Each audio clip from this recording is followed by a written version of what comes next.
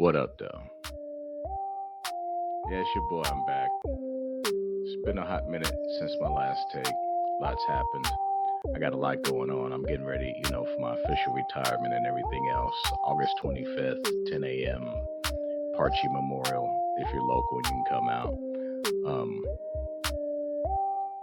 but today I wanted to talk about something that's near and dear, and it's why men's feelings don't matter. Right? Real talk. Why men's feelings don't matter. So if you're not a man, this may not make sense to you, right? You're gonna make these assumptions that I pay attention to my man, I listen to my man. Women don't. You don't. I'm gonna give you real life examples of things I've gone through, uh, and my perspective on it, so you can kind of understand how we get to this point of where we feel and we understand that our feelings don't really matter. So a few weeks ago, I had probably one of the worst weeks ever. And everything I'm about to tell you actually happened that week. I'm not making it up. I'm not sensationalizing it. I'm just going to tell you about the week. And it's so messed up. It's unbelievable. Even when I think about it, it's unbelievable. But you can, if you know me through Facebook or whatever, you can go through and verify through posts and comments from people, friends and family. Everything I'm about to tell you is true. Now, I may be screwed up on what day of the week it was, right? Because when you hear about this week, you're going to understand that just everything kind of went crazy, and it's a little bit more than a week. It's maybe a 10-day period, right? Because the end is probably the thing that took the cake the most for me. So a few weeks ago, starting on a Monday evening, I got the word that my big cousin had passed, my older cousin, right? He passed away like that Monday night. Excuse me. And so, you know, I wasn't going to work the next day. I'm dealing with this. I'm dealing with the fact that my cousin passed, and my family and my cousins kind of consist of the first three, and then everyone else. And the first three, the mothers, the aunts, they really made a big effort to kind of keep us close and kind of associated. Even though over the years, as we grew older, we kind of went our separate ways and did our separate things, had families, got married, divorced, married, whatever. Uh, we were the original three, and he was the oldest. And although we hadn't had a real conversation in a while, it hurt to lose my cousin. And it hurt because this job I have, I want to visit family. I want to see them, but I'm busy with this job. And it's always been like, all right, as soon as I retire, I'm going to see everybody. I'm going to go hang out with everybody, invite everybody out to the house. And now I can't do that with my cousin, who was a very important person in my life. So that was my Monday. I didn't go to work on Tuesday. I went to work on Wednesday, right? I was like, I got some things to do.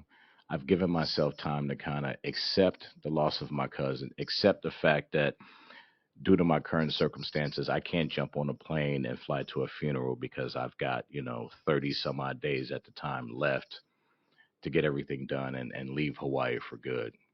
That includes renting out the condo, selling a car, getting another car ready for shipping, all the VA stuff. It's just a lot. Oh, and by the way, try and find a job.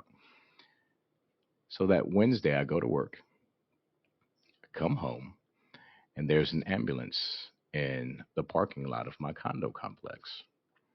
And that's not a strange thing to happen here. There's a lot of elderly people that kind of live here. So, people are always kind of having situations that require, a paramedic unit.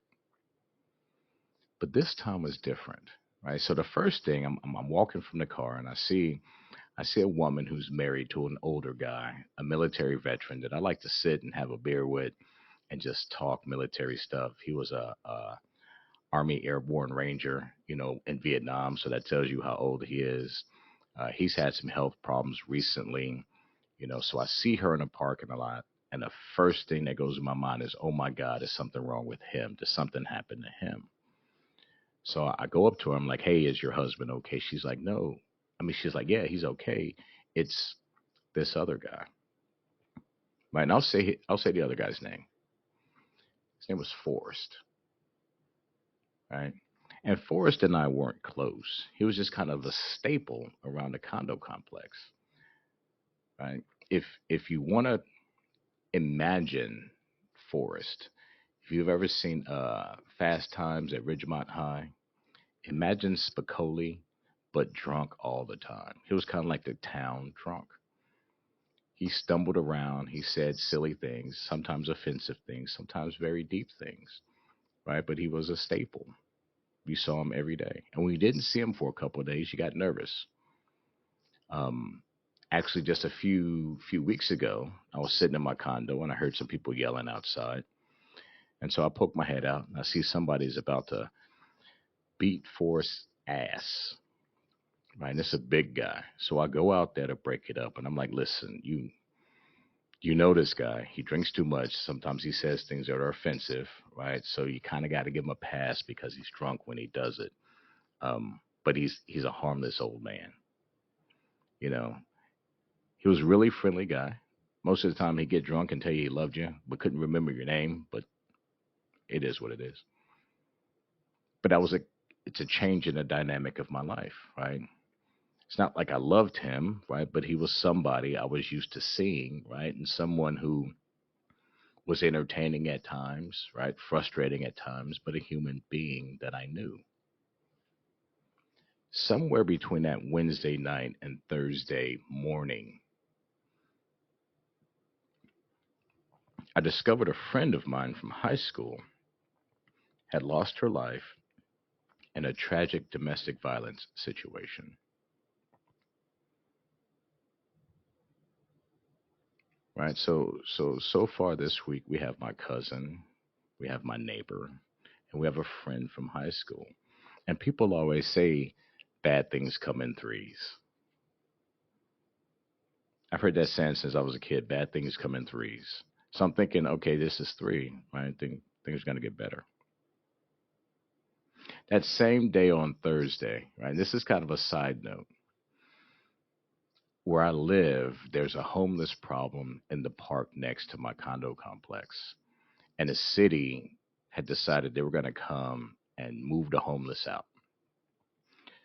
So Thursday was a day that they were going to warn them that, hey, the next day we're going to come and move you out. They went over to warn the homeless and they found that someone had died in their tent. Right? So death is now taken four, not three. It's not in threes, it's four. So at this point, I'm like, well, it can't get any worse than this week. But wait, there's more. So Friday, I go to do my laundry at a friend's house, and my mother calls me. And I've learned a certain tone that my mother uses when it's bad news. I can tell the moment I answer the phone, her first word, I can tell what she's about to tell me is not something that I wanted to hear. So that Friday, I found out that my uncle had passed away. Now, he'd been sick for a long time, right? He wasn't a young man, but yeah, he passed away. And I remember him specifically because he was one of the first black men in my life that I looked at that had gone from nothing to something.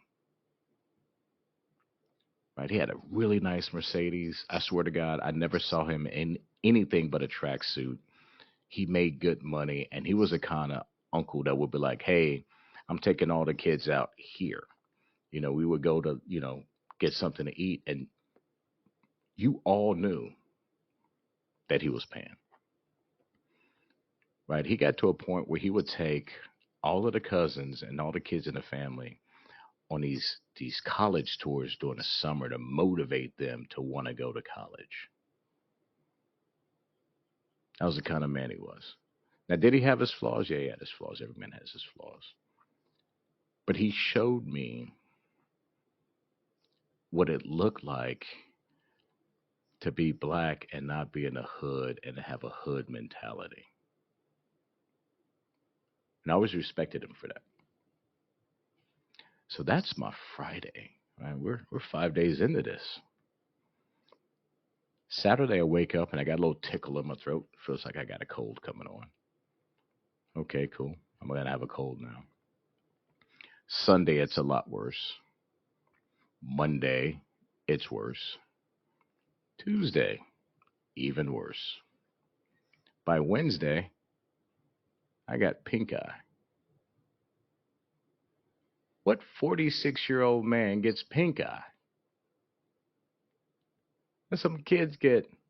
I'm not a dirty person. I wash my hands. I keep my house clean.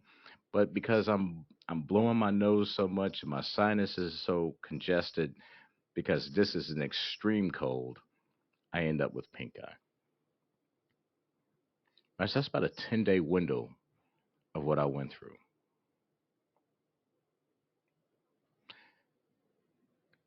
So to bring this home, how many people do you think actually sat out and asked me how I was feeling and how I was dealing with this? Maybe one or two.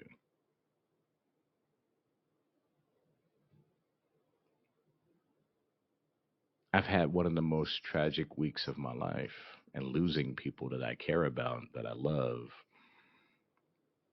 And there's really nothing for me as a man to turn to and say, this was a bad week. I think I scared a friend because we were having a conversation, and I said, it feels like death is walking in my shadow. Like it's waiting on me to trip up and jump on me.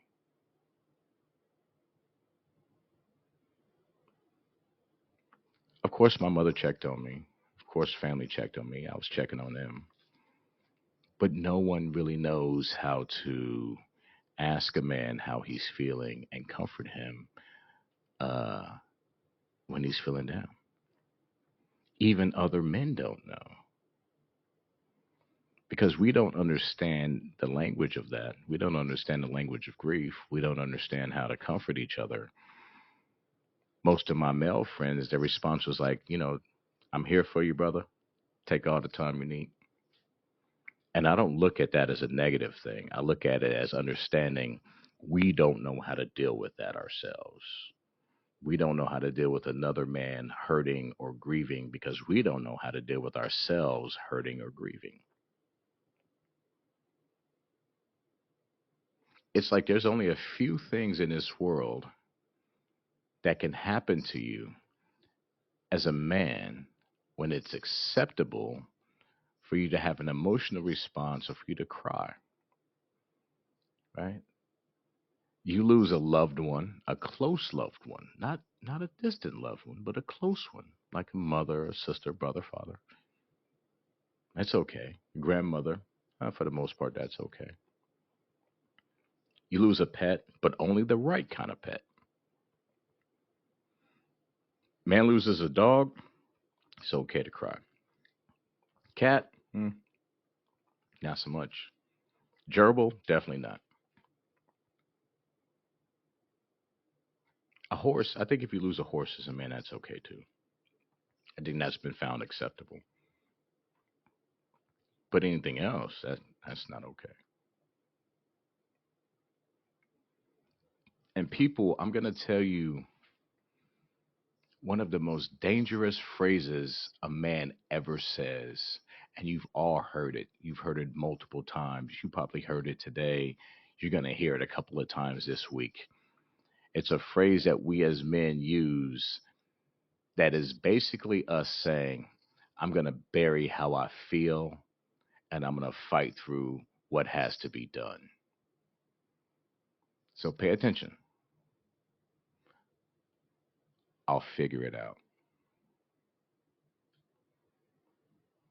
When a man says, I'll figure it out,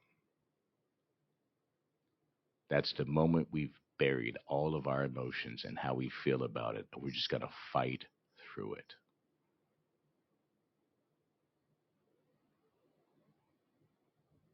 I want you to listen for that phrase this week. I want you to listen for when a man says, I'll figure it out. And this is what I want you to pay attention to. Pay attention to what he was saying and doing before he made that statement, I'll figure it out. And then watch his actions and reactions on the other side of, I'll figure it out.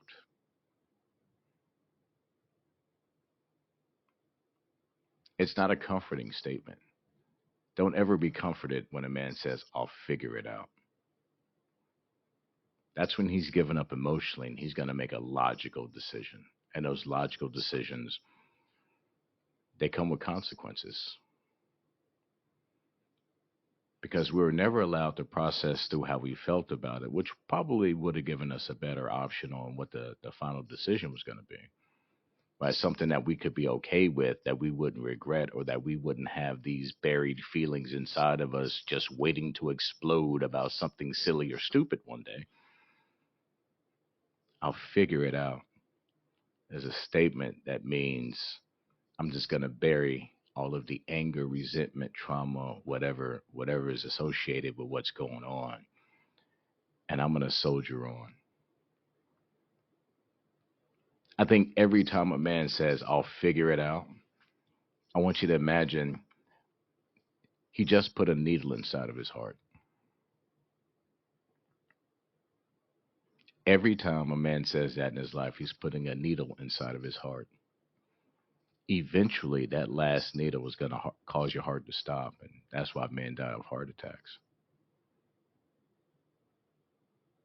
Ladies don't realize this, but sometimes, because we don't let emotions out, we feel physical pain. I'm wondering if that's how I ended up with the damn pink eye. Somehow my immune system was compromised. I was feeling weak, and pink eye got in there and got me. It's probably because I was spending the entire week just figuring it out. So I think I've gone on and on enough about this and this real talk. I just wanted to give you some things to think about. But again, the homework assignment this week is watch for when men say, I'll figure it out. And see what they're figuring out, see what they're burying, seeing what they're fighting through. Even as men, we need to look at other men, and when they say that they'll figure it out, maybe we should try and find some way to help them while they figure it out and not just leave the burden on them. So as always, I'm going to end this the same way I always end this. I'm just saying, fuck out of here. Holla at your boy.